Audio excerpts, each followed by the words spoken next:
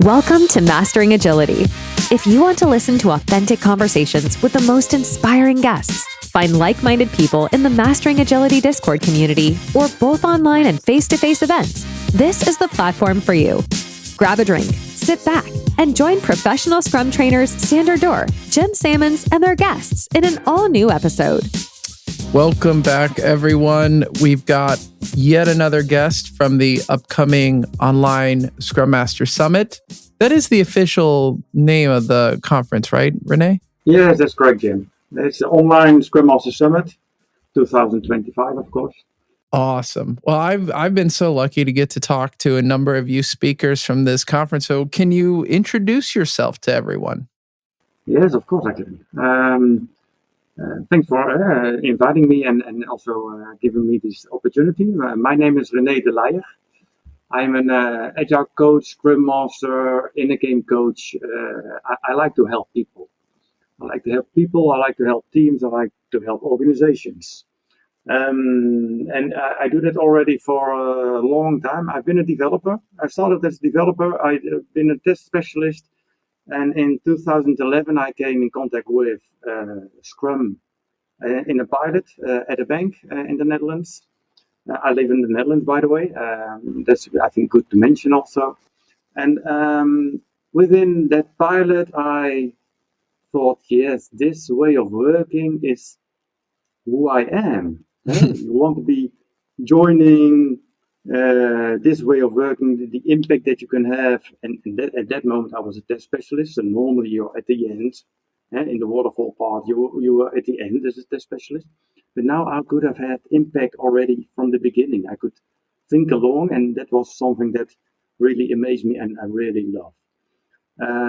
So I became a Scrum Master right away after that because I really enjoyed it. I really enjoy helping people.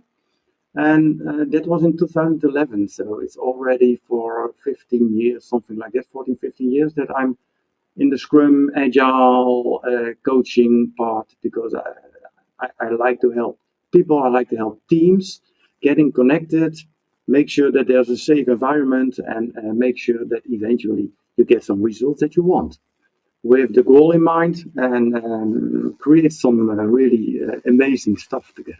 Nice. Well, as you may know, my co-host Sander is from the Netherlands, and I'm working heavily with a Dutch client right now. So I understand your accent and phraseology a lot more than I would have 2 years ago, let's say. Yeah. And I'm still on day 476 of Duolingo. So yeah, I got to visit the Netherlands for the first time a couple months ago. It was beautiful. Beautiful country. I was told today by my client, they're like, you need to come back because the weather hasn't been the same since you left. Because the week that I came, it was apparently one of the nicest weeks in like the last 15 or 20 years. And they're like, this isn't normal, Jim. Normally we complain about the weather, but you came and the weather was beautiful. So that was nice. Good luck for me. Yeah, then you should come more often. Maybe you have some more weeks good weather then. Yeah, for sure. I got to see Amsterdam, of course, Haarlem, Hilversum. Still a lot of the country left to see. And next trip, I'm hoping to see Utrecht and Rotterdam. Okay, that's nice. Yeah. Yeah. Now my brother lives in Rotterdam and he's really fond of Rotterdam. So if you need some guide or something, then let me know. Absolutely. I will do that. So I'm curious, before we get into the topic that you're about to speak at the conference, you said you like to help people. So what is your normal week or couple weeks look like from a helping people standpoint? It's a diversity of things, of course. At this moment, I'm helping at a healthcare company. I'm helping a team to work in a Scrum way, in an Agile way. So you are there for the team to help on their events. I prefer not to do a lot. I prefer to be lazy, so because they should be self-organized as much as possible, and then I can focus on helping them even further. So don't do. I'm not acting strongly in helping exactly what they should do in the board, but just make sure that they can do it by themselves. Yeah. Having some one-on-one talks with people, if you see things happening in the team meetings, in their way of working, be open about what you observe, discuss about it, because I'm curious, hey, what is behind it? Because there are a lot of things that can be behind it that are not known to people, and trying to let them put it back into the team so they can start understanding each other way better. Yeah. And that's Well, also what I do with my workshop, the Inner Game. I also do with the workshop. There are at least 3 to 6 one-on-one coaching sessions onto it. So you try to help people in a short way, in a data-driven way. Like, okay, what is the action that you can do? What do you expect from it? And then maybe a week later, or a day later, or 2 weeks later, we discuss about, okay, you had this action, you did expect this, and what did really happen, and what can you learn from it? Okay, and what is the next step that you can make? So that's something that I really like to do a lot with people, with teams. If you observe things within teams, trying to get directly back into the team, if it's good enough, if it's safe enough for the team to mention it. Um, and therefore you give people insights in what can you, uh, how can you grow as a person, but also as a team. And what are the things that makes the safety within the team getting it to a higher level? And if you get it to a higher level, then eventually the team gets faster, self-organized. They will get some results. They will tell each other what they think, and in an open and transparent way, and also with respect for each other. And that's eventually what my complete focus has. And of course, if they have impediments, trying to let them fix it, or if they cannot do it, solve it for them, make sure that they can keep on having their flow as a team. yeah. No, I ask because I'm genuinely curious. There's a lot of misunderstanding out there and just questions about, how do people like us spend our days? And, some people might out there be listening and hear, oh, this guy's lazy. He even said he wants to be lazy. And I suspect, but correct me if I'm wrong, that what I think you're saying is you don't want to find yourself being busy with small things, inconsequential things, low value things, so that you have more time to do the difficult stuff. Is that right? That's right. In that sense, I mean also lazy in a way that more often keep my mouth shut and trying to find out if the team will act on themselves, if they can take the right decisions at that moment. If they don't, then I might step in. Then I might give them some ideas, insights, so they can learn from it and they can act. I'm also like, they can fail. It's okay to fail. So that sometimes I let them fail if it's okay. If it costs $1 million or €1 million, then of course you should step in. If you think, hey, something is going wrong, I think so. So let's not make this decision. Maybe we should take other steps, trying to get the conversation about it up and running by the team itself. So it's not actually lazy in the sense that you don't do anything. It's lazy in the sense that you don't do all the things for them.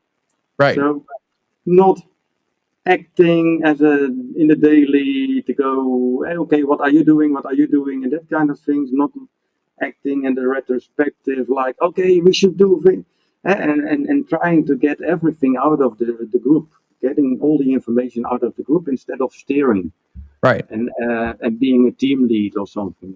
In that sense, I mean lazy in the way that you would love to give them the opportunity to do the things themselves, because then they are really starting to learn a lot. Failing is okay, learn a lot from it, and you move on, and then they can do way more better in a couple of months or maybe weeks, it depends. But if you keep on acting like, I'm the Scrum Master, I will help you and I will do the things for you and all those kind of things, then the team is not getting self-organized, the team is not growing. And that's at least my goal, that the team will be, that they don't need me anymore maybe. So that they can do it by themselves. And of course, I think every team needs one way, a coach, someone to help them. But it doesn't have to be me at a certain point anymore. Maybe someone else can do it. Maybe someone in the team can do it. Yeah. And they can use some agile coach to help them on if they have some issues where they cannot solve it. Yeah. Have you ever ran across the situation where the way that a team or a group of people wants you to help them is by doing a bunch of things for them? Yeah. How do you respond to that? Sometimes you start doing that a little bit because they expect it. It's like you should try to keep to stay as close as possible to what they can, how they can grow. I can expect to give them a lot of freedom that I think they should have, but if they cannot, they are not able to use that freedom, then you get a mistake. Then they swim or they will not survive. Yeah. So you should always be close to what they can do, and it's fluctuating, right? So I try to give them a little bit more freedom on what I do think they can handle. So sometimes you have to step in and you do some things and then you show how you can do it. And then after that, maybe after one time, maybe after a couple of times, you ask someone else, hey, can you now take over? Can you now do it? And that's also what I usually do when I get to a new team and the daily is not, the stand-up is not really working as I think it can help them. Then maybe I step in, I do it for a week, and then I ask, hey, can someone else do it for a week as facilitation?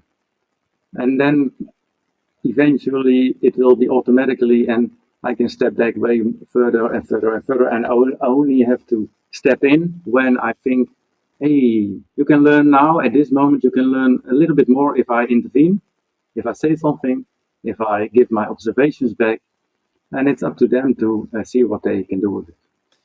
Well, so one last question on this topic before we get into the inner game. So my brother-in-law, shout out to Jordan.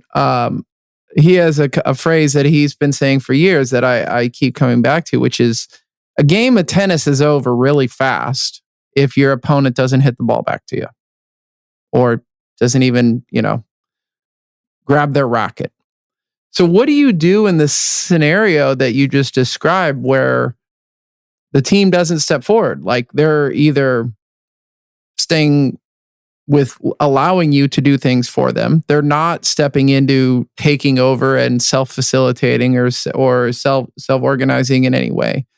Like, have you had that happen or am I just unlucky? No. I think every Scrum Master had it happen, right? And when it, for example, it happens in a daily, or it happens in a sprint planning, or it happens in the refinement, and if they don't pick it up after you've shown a little bit about how they can do it, yeah, sometimes I keep my mouth shut for 5 minutes. Okay. And sometimes it's just like, okay, guys, if we don't have anything to discuss anymore, then let's call it for today. That's fine. Mm-hmm. And then you see some people like, it doesn't feel right, and because we have so much to do, yeah, hey, it's your decision, right? Right. It's if you don't want to deliver, if you don't want to, as a group, as a team together, want to make steps, then yeah, I'm fine with that. And so you give them a little bit about, it's not unsafety, but a little bit discomfort about the situation, and let them think about it. Let them learn for themselves about it. How is it for them? Does it feel uncomfortable? Don't they mind? Yeah, if they don't mind and they don't mind anything at all, then why is the company spending, how much is it? 10,000s of euros every week to them. Right. Then I think it's a really fast an end for of the team. So It sure could be. Both Jim and I are experienced consultants and trainers. Therefore, we know how important it is for organizations to have the fundamentals in place before delivering high-value products. And this starts with understanding the theory behind whatever framework, method, or process organizations apply. And this is where Zebia comes in. Zebia is a pioneering software engineering and IT consultancy company, transforming and executing at the intersection of domain and technology to create digital leaders for our people, clients, partners, and communities. As a gift for our Mastering Agility audience, they provided us with a discount code MA10 when signing up for their open enrollment classes to get 10% off. Go to zebia.com/academy to find the entire curriculum of courses. That is Zebia, XEBIA.com/academy to find all their courses. So tell me about the inner game and your presentation or talk, if you will. Yeah. Let's just start with the inner game. I've created the inner game together with Jessica Stegenga. She's also a coach, and we both have the goal to help people. Like I mentioned before, my goal is, for example, to make sure that every person on the whole earth every day can look back with fulfillment on their day. And we do think with the inner game we can help that a little bit. And if it eventually grows like crazy, then maybe other people can help us together to use the inner game to let it happen. And the inner game is about, probably you already have sometimes voices in your head. Like you want to control things should be perfect, you are judgmental about things. And they are not helping very often, right? So let me give an example about myself. I used to be an avoider, someone who avoids certain situations because I do like harmony. That's a good thing, right? To like harmony. But if you avoid things and you have issues with it eventually for yourself, then it becomes a saboteur, and we call that the inner saboteur. And you, with the inner game, you start learning to recognize it, and also to understand it.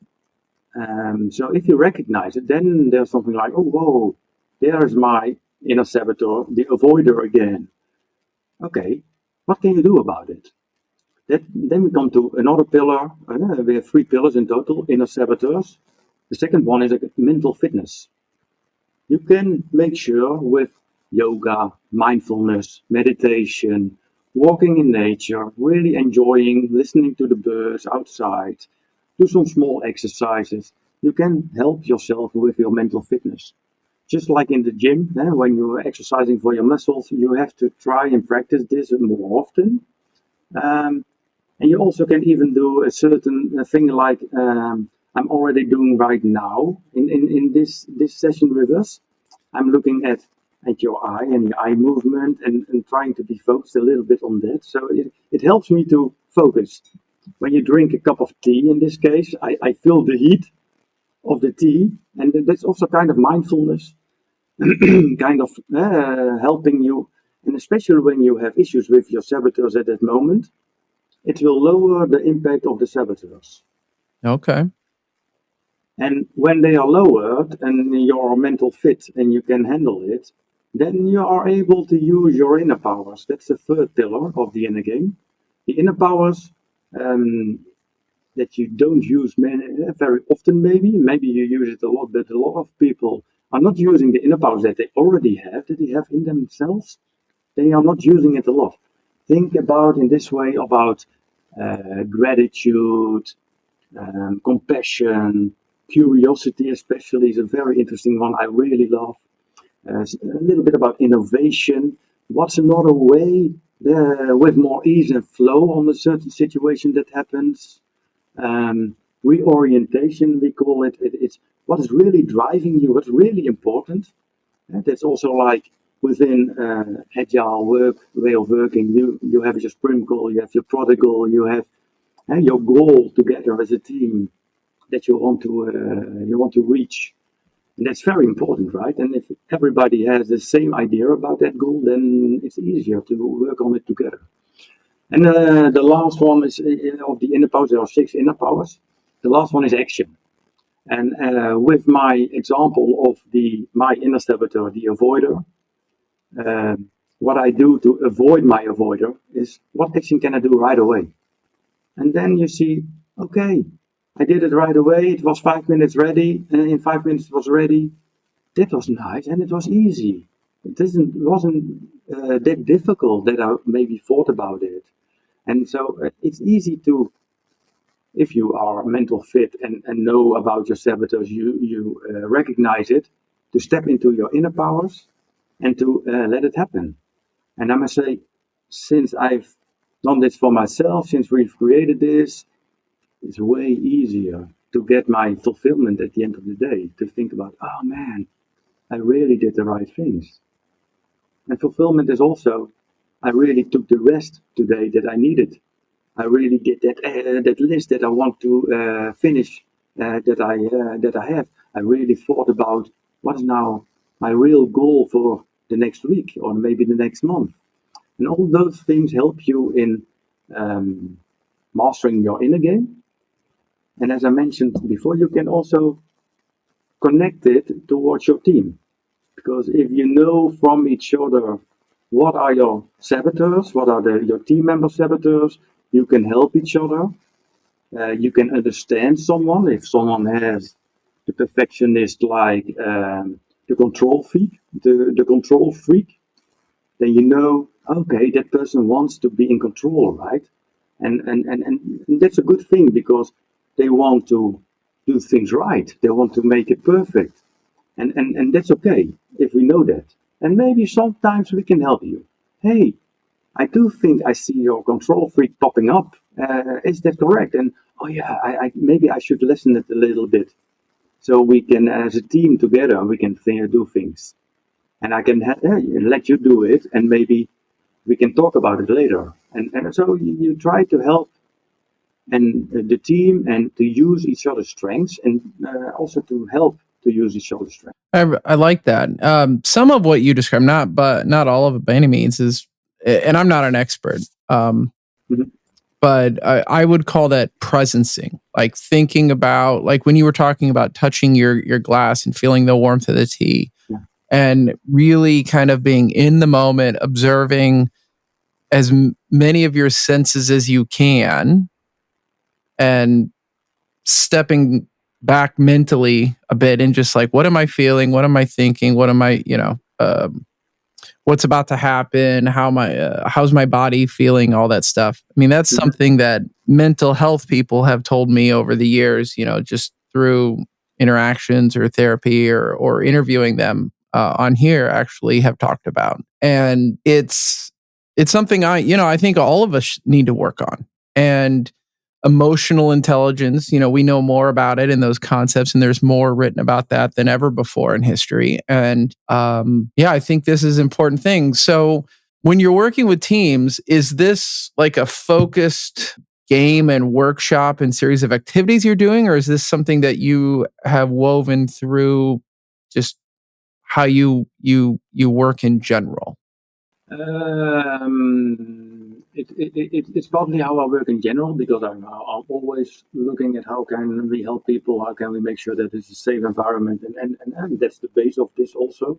But what I also love to do is helping a team to do the workshop together so they can understand each other more. Sometimes I use, for example, the inner powers within a retrospective, where you can say, okay, guys, hey, we have 6 inner powers. So we have 6 inner powers, and who wants to have which inner power? To observe from that inner power in the retrospective. So if you have the inner power curiosity, hey, ask more questions. What is exactly what you mean with what you're saying right now? With the goal reorientation, it's about, okay, but we want to have real valuable actions that we can do as a team to grow and to change. Okay, and so people, you can give people like I don't know how they call those hats from a certain person, that you give people hats or give people cards. And if you have that card, then you start observing from that perspective in your retrospective, in maybe other sessions. It can also be refinements, because in refinements you should have curiosity a lot to make sure that you get all the things on top that you really needed to, so you can easily make it in the sprint. And of course, compassion is also part of it. Hey guys, you're now acting like not really respectful to each other.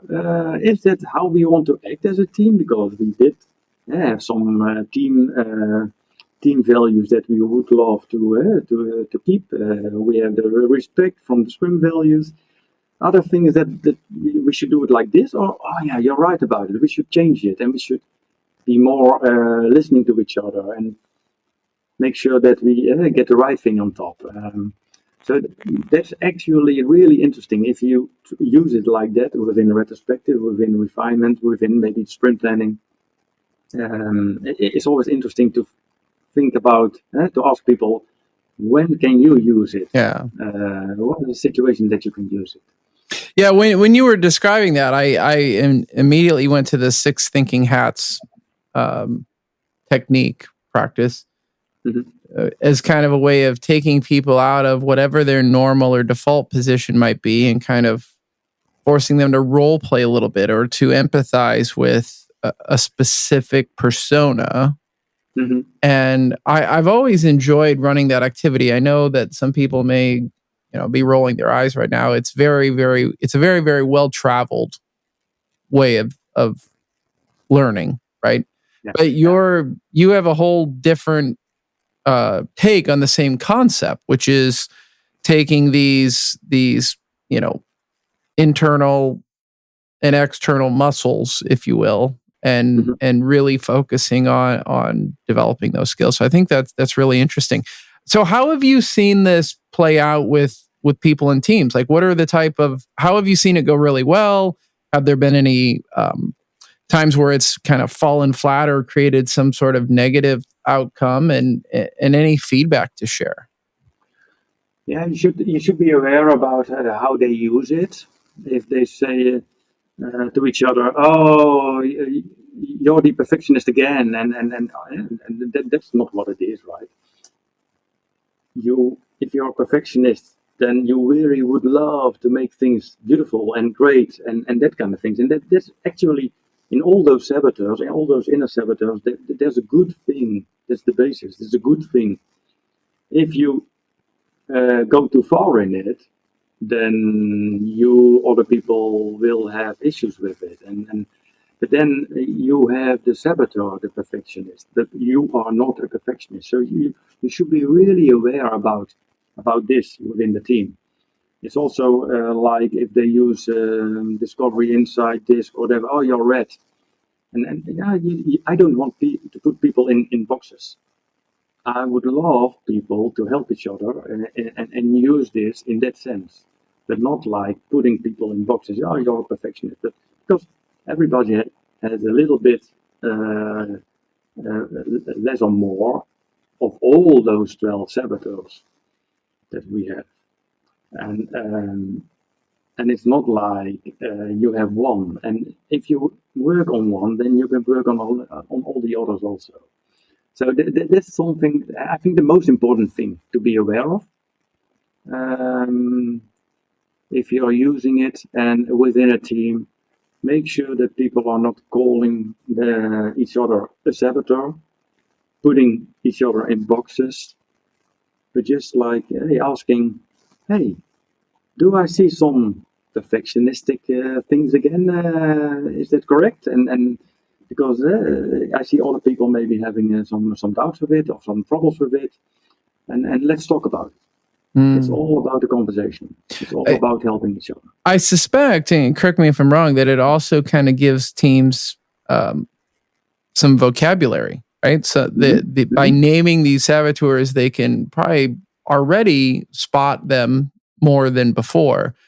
And I'm a fan of Patrick Lencioni's working genius model. And one of the big benefits of that model, if you listen to his the way he talks about it is it gives companies and teams a vocabulary to say, we're about to have this meeting and this is the type of conversation we need to have to kind of prevent that mismatch from one person walking in the room thinking they're going to have a design or ideation session and another person thinking they're going to get down to brass tacks and have a very tactical and action-oriented discussion.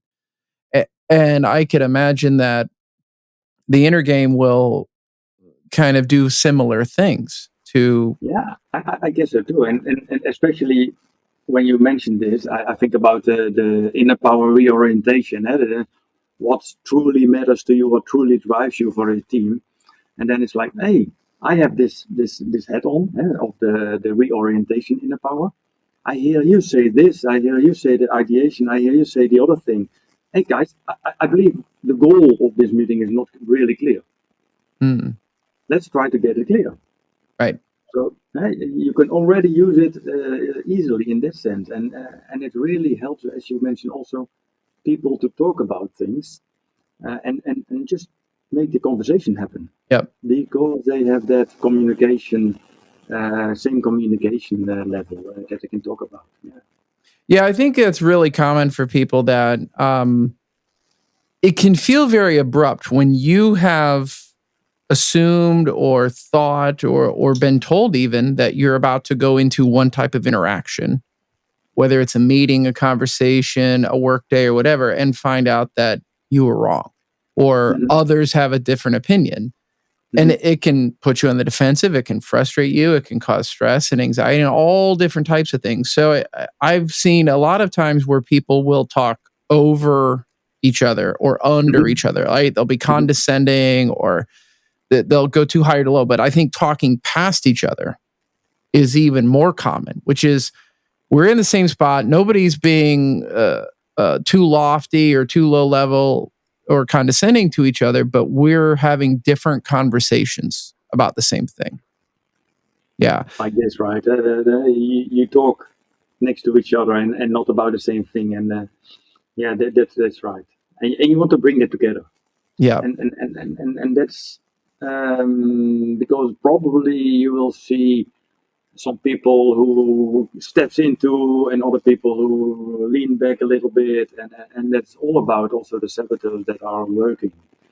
Yeah. People being judgmental about the others. No, you're not correct about this, and it's a good thing about saying, hey, I do think I see some judgmental part in what you're saying. Let's talk about it, or maybe can you just repeat what the other person mentioned? Can you just say about what he just explained in your own words to see if you understand what the other person mentioned before? Yeah. Yeah, there's a term out there just for the listeners called mode confusion. And mode confusion is when your belief or interpretation of a state of something is different than reality. Like when I went to Brussels recently, I was in a train and I fell asleep and I was in one of those backwards facing seats. And when I woke up, I experienced a little bit of disorientation because, I was facing one direction, moving another. I was groggy and all that. But, that goes away really quick because you have points of reference. But if you've ever experienced kind of like being on a boat, I know you were on a boat recently, and you might think, oh, we're heading this direction and all this, and we're going to do this. And then you realize, oh, wow, I was way off. Like that's just, again, like a small minor issue of mode confusion. But when you, through your workday, feel like, oh, I think we're heading towards this milestone or this goal, or I think we're talking about this problem, or I think we're feeling this conflict or strain on our team or amongst our teams. When that differs from reality or what other people perceive to be the current state, that's when a lot of this communication issues and friction and all these kind of not helpful things can happen. Mastering Agility only partners with organizations aligned with our values, and that's exactly why we're excited to work with our sponsor, Scrum Match. Scrum Match is a recruiting platform created for and run by true Scrum Masters and product owners.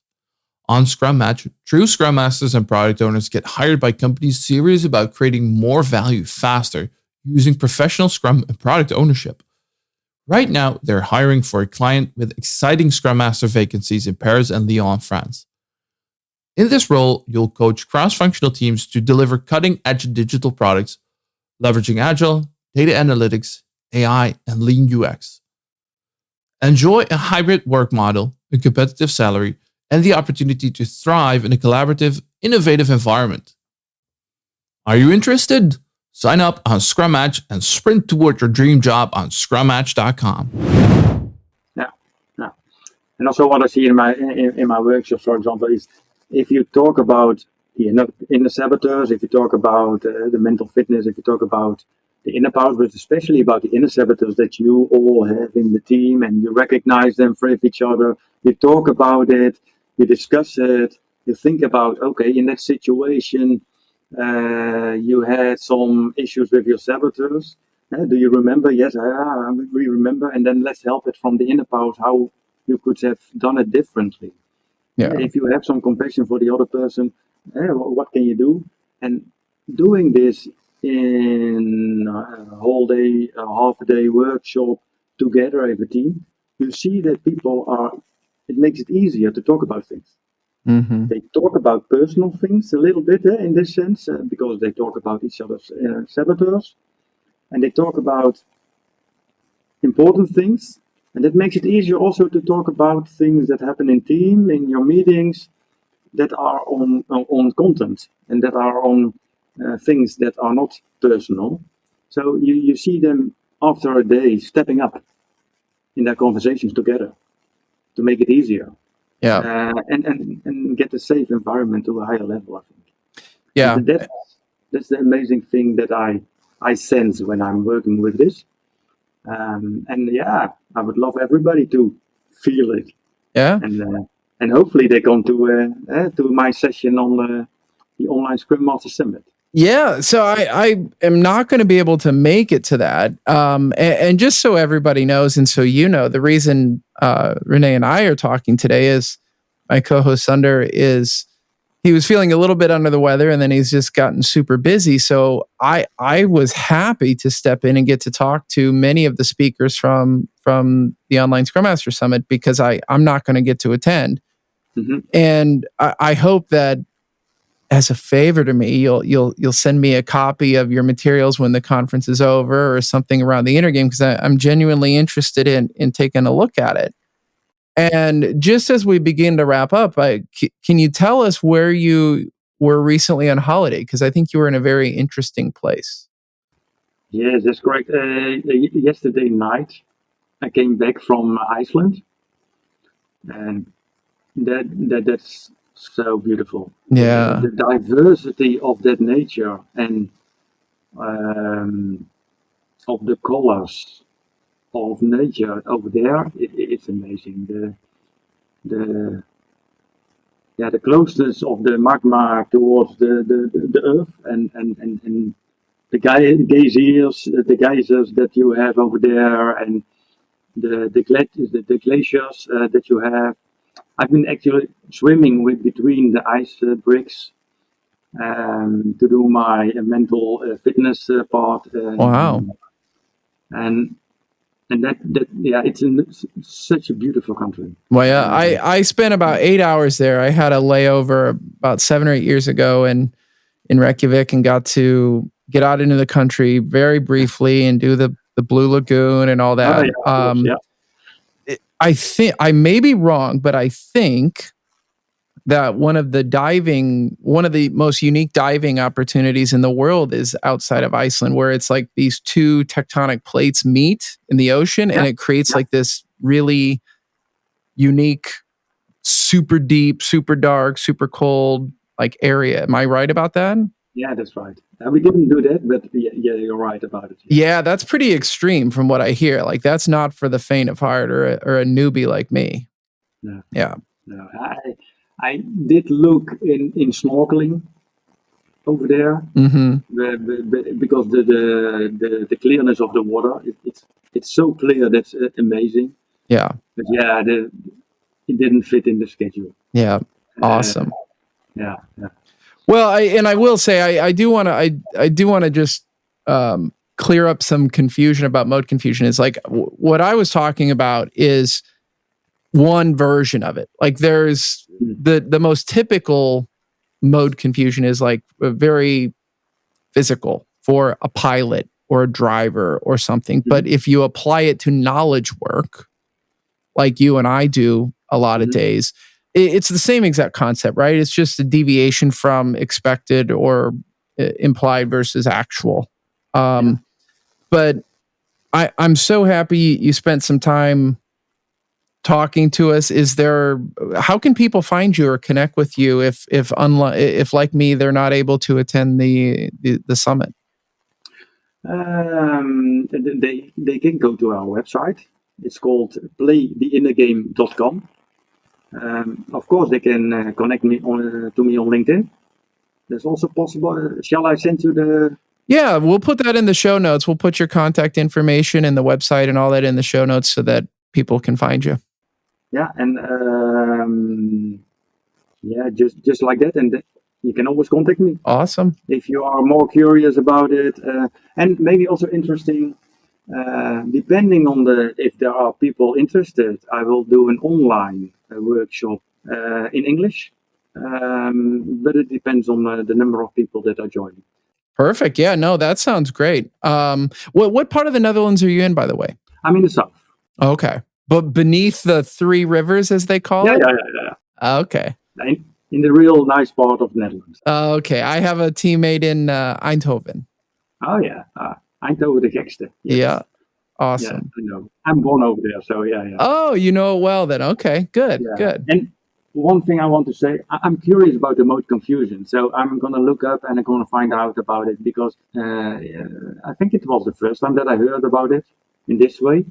And one of the inner powers is curiosity, right? So yeah.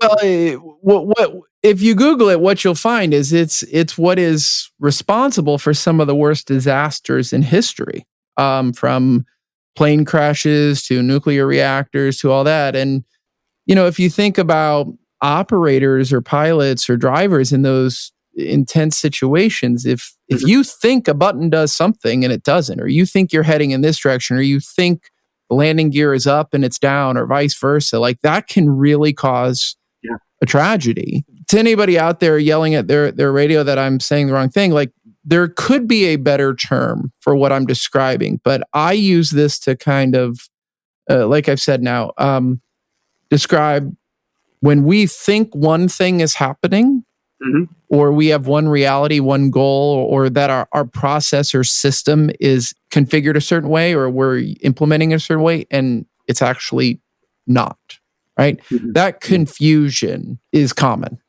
right? Yeah. Sometimes it's a happy accident, right? Like Bob Ross painting a picture, right? So, you make a mistake or you think you're doing something and you do something else and a happy little accident happens. But all too often those accidents aren't happy. If you Google it, you'll see kind of what I'm talking about. Yeah. And some accidents are innovations.